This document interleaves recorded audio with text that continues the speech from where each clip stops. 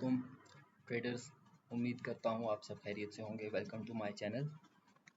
आज की वीडियो में हम बात करेंगे स्मार्ट मनी कंसेप्ट के बारे में, यानी एसएमसी के बारे में।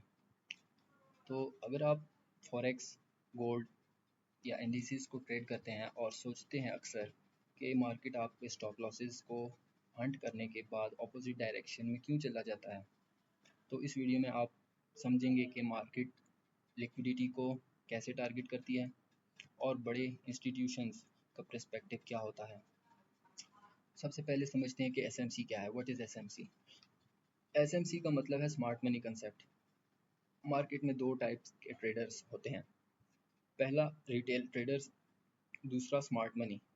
रिटेल ट्रेडर्स कौन से होते हैं? जो मोस्टली इंडिकेटर्स, पैटर्न्स और सिंपल सपोर्ट रेजिस्टेंस को यूज़ करते हैं, ठीक है।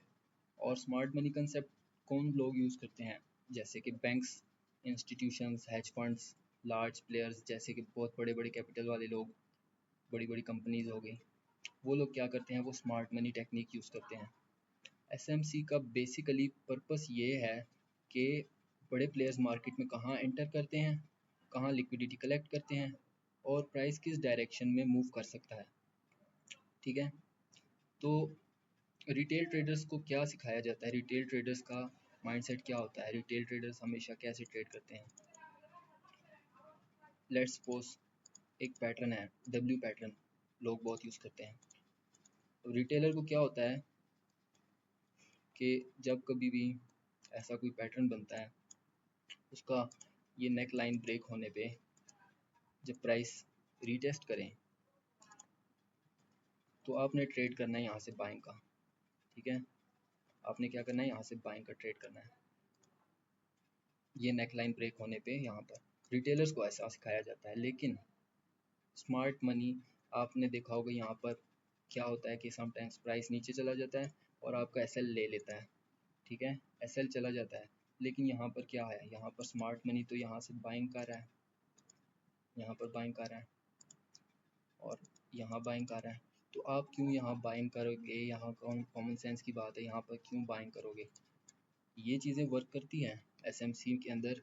आपको इंडिकेटर्स, चार्ट पैटर्न्स और कैंडल की जो कुछ होती हैं, कैंडल्स होती हैं, पिन बार, इंडिसियन, डॉजी कैंडल और shooting star, evening star, morning star, फलाना फलाना, जो कोई कैंडल्स होती हैं वो वर्क करती हैं। लेकिन 10 में से 4 टाइम्स वो वर्क करती हैं, क्योंकि अगर वो वर्क नहीं करेंगी तो रिटेलर क्या होगा?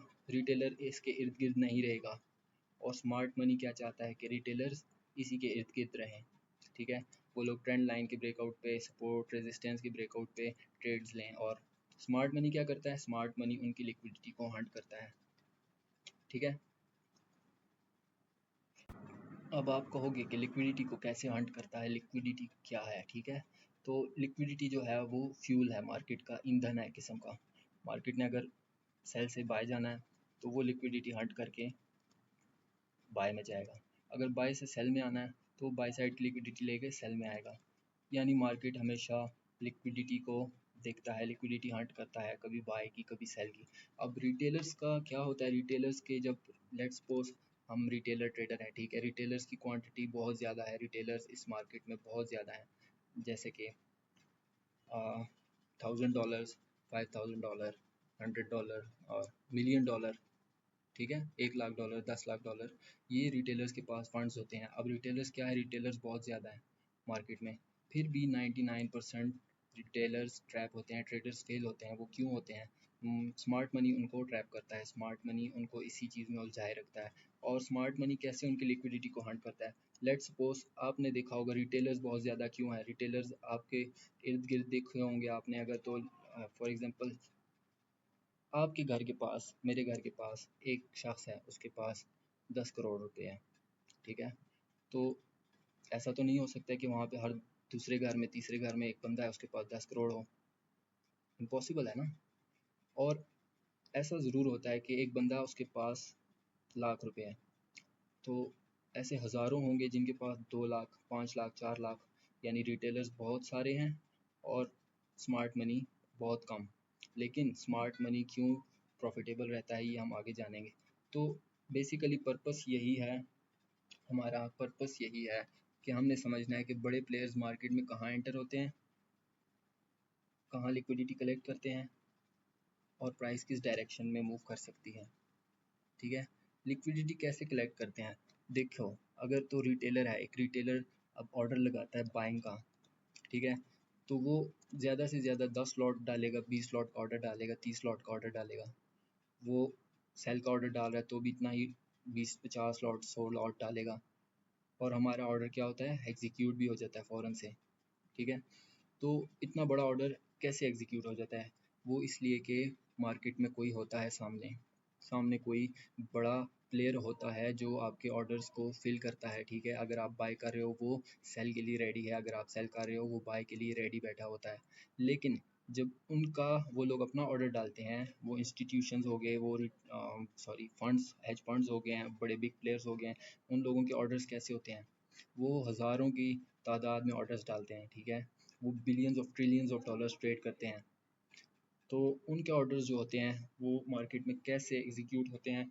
वो लोग अपने ऑर्डर्स को एग्जीक्यूट करने के लिए लिक्विडिटी क्रिएट करते हैं। लिक्विडिटी क्रिएट करने के लिए वो लोग एक जोन क्रिएट करते हैं, ऐसा कोई जोन क्रिएट करते हैं जिसको हम रेंज कहते हैं, साइडवेज कहते हैं। इसके अंदर क्या हो रहा होता है? रिटेल ट्रेडर्स की साइकोलॉजी होती है, वो रेजिस्टेंस के ऊपर से सेल करता है, सपोर्ट के ऊपर वो बाइंग कर रहा होता है। ठीक है, और ब्रेकआउट पर भी अक्सर सेल कर रहे होते हैं, बाय कर रहे होते हैं। तो यहाँ पर क्या हो रहा होता है, कोई बाय कर रहा है, कोई सेल कर रहा है। इसके अंदर स्मार्ट मनी क्या करता है, इन सब के ऑर्डर्स को एक्यूमुलेट करता है, इन सब की लिक्विडिटी बिल्ड होने देता है, लोगों को ट्रैप होने देता है। फिर उसके बाद मार्केट क्या करेगा? मार्केट ने अगर ऊपर जाना है तो वो नीचे कोई फेक मूव देगा, और अगर ऊपर नहीं जाना, नीचे जाना है, तो वो ऊपर कोई फेक मूव देगा और रियल डायरेक्शन में कंटिन्यू करेगा लिक्विडिटी हंट करने के बाद। ठीक है, ये होता है स्मार्ट मनी कंसेप्ट के। स्मार्ट मनी ऐसे रिटेलर्स को ट्रैप करते हैं और अपने ऑर्डर्स, क्योंकि उनके ऑर्डर्स जो होते हैं वो बहुत बहुत ज़्यादा बड़ी क्वांटिटी में होते हैं, वो इसीलिए ऐसा जोन क्रिएट करते हैं जहाँ पर बहुत ज़्यादा लोग इकट्ठे हो जाएं। बहुत ज़्यादा लोग इकट्ठे हो जाएं तो वो लोग क्या करते हैं, अपने ऑर्डर्स को एग्जीक्यूट करते हैं। लेट्स सपोज अगर इस जोन के अंदर बहुत सारे लोग बाइंग कर रहे हैं, तो स्मार्ट मनी देखेगा कि यार अगर बहुत ज़्यादा बाइंग है तो वो लोग अपने सेलिंग के ऑर्डर्स डालेंगे। ठीक है, तो बेसिकली जो हमारा पर्पस था वो यही समझना है कि कहाँ पर स्मार्ट मनी एंटर होता है, स्मार्ट मनी कहाँ पर लिक्विडिटी कलेक्ट कर रहा है, लिक्विडिटी क्रिएट कर रहा है, और उनका पर्सपेक्टिव क्या है। ठीक है, मैं ये सब चीज़ रिमूव कर देता हूँ।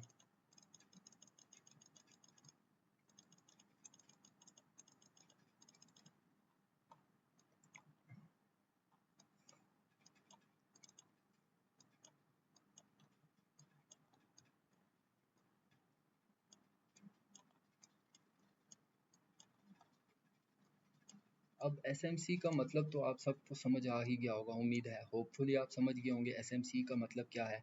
ठीक है, तो ये क्यों ज़रूरी है, एसएमसी क्यों ज़रूरी है?